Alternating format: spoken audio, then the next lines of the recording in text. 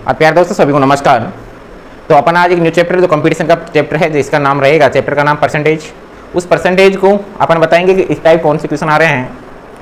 तो अपन बात करेंगे, आज चैप्टर रहेगा अपना परसेंटेज। इस परसेंटेज के बारे में अपन बात करेंगे। आपका चैप्टर रहेगा प्रतिशत। तो दोस्तों मैं इस प्रतिशत की बात करूँगा तो काफ़ी सिंपल भी टॉपिक है। यदि अपन परसेंटेज की बात करेंगे और एग्जाम में यदि इसकी बात करेंगे परसेंटेज की, तो बहुत ही ज़्यादा क्वेश्चन, यदि परसेंटेज के क्वेश्चन बहुत ज़्यादा एग्जाम में आते हैं। ठीक है, यदि अपन परसेंटेज को एक बेसिक यानी अच्छी आसानी तरीके से समझ लेंगे तो कंपटीशन में कहीं भी कोई से भी चैप्टर में दिक्कत नहीं आएगी। परसेंटेज ज़्यादातर सभी चैप्टरों में लागू होगा। मतलब कंपटीशन का इसका 50% का मैटर इस परसेंटेज से है। यदि आपका प्रतिशत कंप्लीट हो जाता है तो आप ये सोच लो कि 50% का हिस्सा आप कंपटीशन का पार कर चुके हो। तो उसके बारे में अपन बात करेंगे। एक तो आता है प्रति, एक आता है शत। अब जैसे हिंदी वाले होंगे तो संधि विच्छेद करके बताते हैं। अपन को संधि विच्छेद से मतलब नहीं, अपन को यह है कि लिखा क्या है। प्रति यानी होता है प्रत्येक के, और शत का मतलब होता है कि 100। ठीक है, ये तो आप सभी भली बातें जानते होंगे कि प्रत्येक शत यानी शत का मतलब होता है सैकड़ा, सैकड़ा होता है 100। तो अपन प्रत्येक की बात करेंगे, प्रत्येक कितना, एक, प्रत्येक एक कितना, 100। तो दोस्तों इससे एक बात समझ में आ रही है, यदि अपन 8 को कितना लिख सकते हैं, 100%। और यदि अपन बात करेंगे 2 की, तो 2 को क्या लिख सकते हैं अपन, 200%। और जैसे अपन बात करेंगे कितने की, 3 की बात, तो 3 को अपन लिख सकते हैं 300%। तो दोस्तों इससे एक बात का निष्कर्ष निकल चुका है कि यदि अपन प्रतिशत लगा रहे हैं तो क्या कर रहे हैं अपन, 100 का मल्टीप्लाई। यदि अपन प्रतिशत लगाना क्या होता है, 100 का गुणा। ठीक है, यदि 100 का गुणा कर देते हैं तो कब लगाएंगे, तब प्रतिशत का चिन्ह लग जाता है। और यदि अपन को परसेंटेज हटाना है, यदि अपन को परसेंटेज हटाना है तो 100 का क्या करना होगा, भाग। अब इसमें मेन इंपॉर्टेंट बात यही है कि यदि आप प्रतिशत में 100 लगाना या 100 हटाना सीख गए तो परसेंटेज का चैप्टर ऐसा है नहीं कि आपकी समझ में नहीं आएगा। ठीक है, यदि परसेंटेज की इतनी सी बात यदि आप समझ जाते हो तो इतनी सी बात को यदि आप सीख लेते हो तो परसेंटेज में कोई दिक्कत नहीं आएगी। इसके बाद में अपन ने बात करेंगे कमी की। यदि कमी परसेंटेज निकालनी है तो अपन को क्या करना होता है कि यदि यहां वृद्धि लिख देंगे और इधर 100 प्लस वृद्धि इंटू 100। यदि अपन कमी निकाल देते हैं और वृद्धि, यदि वृद्धि परसेंटेज पूछ लेता है तो उसमें क्या होगा, कमी बटे 100 माइनस कमी इंटू 100। तो दोस्तों ये काफ़ी, ये फॉर्मूला भी है, या आप इस मान सकते हो कि परसेंटेज का काफ़ी इससे भी क्लियर होगा। जो आपको मैं दोनों बातें लिखाई है, या जब तक जो भी बात मैंने अभी तक बोर्ड पे लिखी गई है, ऐसी कोई बात नहीं जो आप पे नहीं आती हो और या मैं अलग से बता रहा हूँ। लेकिन मैं कह रहा हूँ कि इन बातों पर ध्यान होगा तो आपको परसेंटेज, मैं कह रहा हूँ कि चुटकी भर में आप सीख जाओगे कि परसेंटेज कितना सीधा चैप्टर, कितना अच्छा चैप्टर, और काफ़ी आनंद आता है इसको पढ़ने में। यदि मैं अभी बात करूँगा कि उस चैप्टर में, और अपन एक और फॉर्मूला इसमें काम लेंगे। यदि अपन इसकी बात करेंगे किसकी, परसेंटेज की, इसमें x plus y plus x into y बटे 100। जो इस वाले फॉर्मूले, ये 3 फॉर्मूले मान लो, या इनको काफ़ी मतलब बेसिक मान लो आप, जो इन चैप्टरों से काफ़ी हद तक क्वेश्चन हो जाएंगे। जो अपने जो परसेंटेज के क्वेश्चन है इस चैप्टर से यदि अपन बात करेंगे, इनसे 80% क्वेश्चनों को आप इनसे आसानी से हल निकाल लेंगे। ठीक है, अब यदि आप इन क्वेश्चनों को आसानी से हल कर लेते हैं तो आपको ये बताएंगे कि इनसे क्वेश्चन कितने हो रहा है। अब यदि मैं इनके बारे में बात करूंगा कि अब मैं लेता हूं क्वेश्चन, यदि किसी संख्या में 10% की वृद्धि तथा 10% की कमी कर दी जाती है तो संख्या ज्ञात कीजिए। दोस्तों अपन को क्या करना है कि पहले अपन को बेसिक से सभी क्वेश्चनों को आसानी से समझना है। पहले मैं कह रहा हूं कि यदि इसका सोल्व की बात करेंगे अपन, सोल्व सभी प्रकार के, मैं कहूंगा कि इस फॉर्मूले से भी अपन करेंगे और अपना जो बेसिक चीज है उससे को सिखा रहे हैं उससे भी करेंगे। तो अपन यदि बात करेंगे किसकी, यहाँ पर यदि मैं कह रहा हूं कि यदि किसी संख्या में 10% की वृद्धि और फिर 10% की कमी देखो पहले 10% की वृद्धि यदि कमी कर रहा है तो उस फॉर्मूले में लिखना है कि माइनस का 10, फिर यदि कमी आ जाती है फिर प्लस 10 इंटू बटे 100।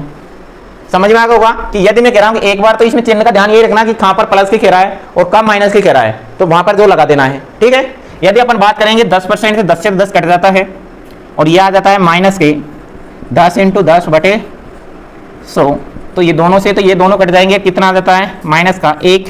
तो अपन कह सकते हैं कि उस संख्या में कितने की कमी आ गई, -1 की। मतलब पहले कितनी थी, पहले वो 100 थी और अब कितनी है, अब 99 है। तो दोस्तों इस काफी अच्छा सिंपल क्वेश्चन है, और यदि अपन समझते हैं तो इस क्वेश्चन से अपन बहुत सारे क्वेश्चन करेंगे। अब यदि इसके दूसरे मेथड की अपन ने तो क्या कहा कि इसमें फॉर्मूले में लिख लिया, ये अपन अब दूसरे की बात करेंगे। क्या कह रहा हूं कि मैं यदि कोई संख्या पहले कितनी थी 100, उसमें 10% की वृद्धि कर देता हूं तब कितनी हो जाती है 110। अब मैं यदि इस वापिस इस 110 में कितने % की कमी कर दूं 10% की, तो अब संख्या कितनी आ गई 99। ठीक है, पहले संख्या कितनी थी 100, यदि अपने 10% की वृद्धि कर देते हैं तो कितनी आ जाती है 110, फिर 110% में यदि 10% की कमी कर देते हैं तो वापिस कितनी आ जाती है 99। अब यदि आपसे दोनों तरीके से आप निकालना सीख गए, इस तरीके से और इस तरीके से, तो कह देते हैं कि दो तरीका है। तरीका दोनों ही है, तरीका समान ही है, लेकिन अपन की सोच का डिपेंड है कि अपन निकाल किस अनुसार रहे हैं। मान ये क्या है, तरीका निकालने का एक ही है, लेकिन आप यदि 100 मानते हो या x मानते हो। ठीक है, यदि आप इससे करोगे, लेकिन आना दोनों चाहिए। यदि मैथ में कमांड जब होगी जहां आप सभी तरीकों को परिपूर्ण रूप से जानते होंगे। ठीक है, लिख लेना है किस क्वेश्चन को। अब मैं दूसरा क्वेश्चन लेता हूं। देखो क्वेश्चन है, यदि किसी संख्या में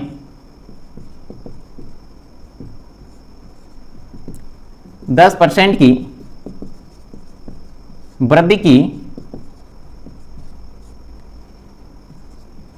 जाती है तो उस संख्या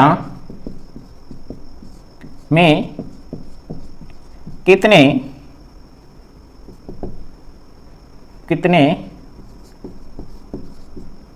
प्रतिशत की कमी की जाए कि वही ही संख्या प्राप्त हो। तो देखो दोस्तों, यदि किसी संख्या में वृद्धि की रहा है तो कमी ज्ञात करने के लिए बोल दिया अपन को। यदि अपन कमी ज्ञात करेंगे तो कहां से ज्ञात करेंगे, यहां से कमी %। और यदि कमी % की बात करेंगे अपन, वृद्धि कितने की 10 की, नीचे क्या हो जाएगा प्लस का आएगा और इंटू 100। तो अपनी वृद्धि कितने की, अलग कमी कितने की हो जाएगी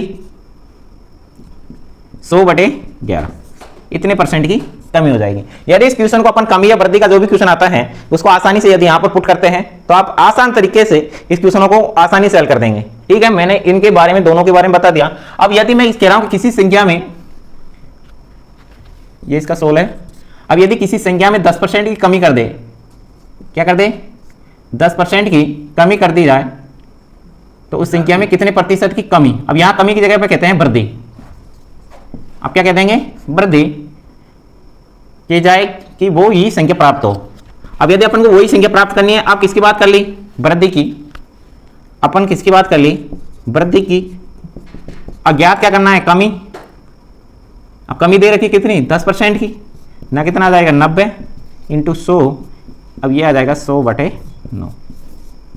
ठीक है दोस्तों, अब मैंने जो भी बोर्ड पे जितनी बातें समझाई है उनको सभी को मैंने एक ही क्वेश्चन पर सभी को समझा दिया गया है। और अपन आगे बात करेंगे कि मैं कहूंगा कि मैं किसी भी बुक से क्वेश्चन लेके आऊंगा और परसेंटेज के जितने भी क्वेश्चन है ना, अपन इसी मेथड से जो भी अपन ने बोर्ड पे लिखा है उसी को आसानी से सभी को समझाएंगे और सभी क्वेश्चनों को अपन कराएंगे इसी मेथड। इसके अलावा कोई भी यूज नहीं लेंगे, लेकिन क्वेश्चनों को आप जितनी प्रैक्टिस करोगे इतना सीखोगे। ठीक है, और यदि अपन इसकी बात करते हैं, एक और क्वेश्चन और ले लेते हैं। अपन बात लेते हैं क्वेश्चन, यदि किसी पदार्थ की मात्रा में 20% की वृद्धि तथा 30% की कमी की जाए तो पदार्थ की मात्रा कितनी होगी।